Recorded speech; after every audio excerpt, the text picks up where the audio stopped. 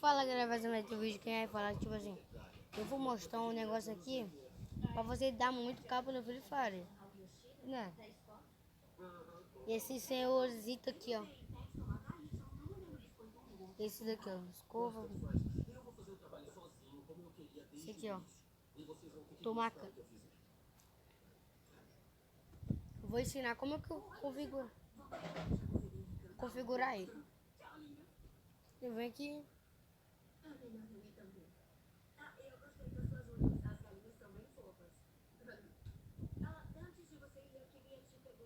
Aí tu vem. Aqui vai tiver do L.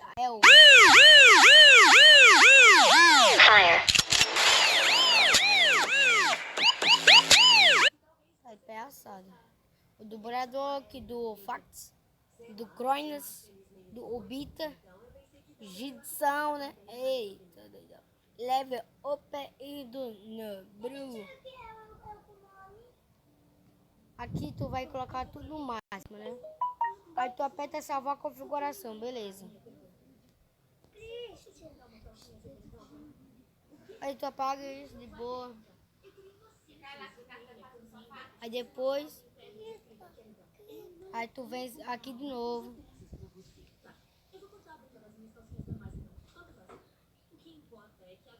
Aí bosta. Aí tu coloca. Você sabia que agora você pode ganhar dinheiro com o TikTok? Começou agora a campanha de indicação do TikTok. Não quero ganhar, quero ser pobre. Pronto.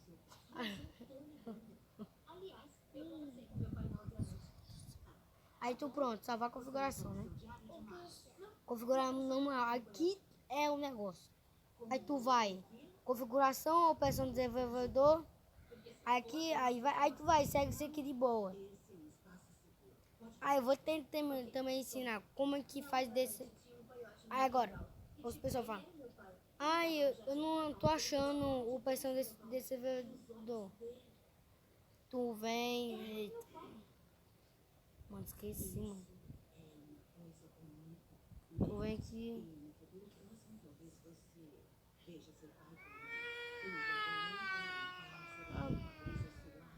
Boa, Cacai. Ô, mano.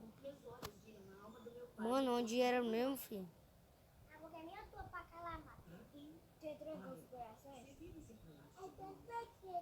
Cara, eu não sei, mano, esqueci.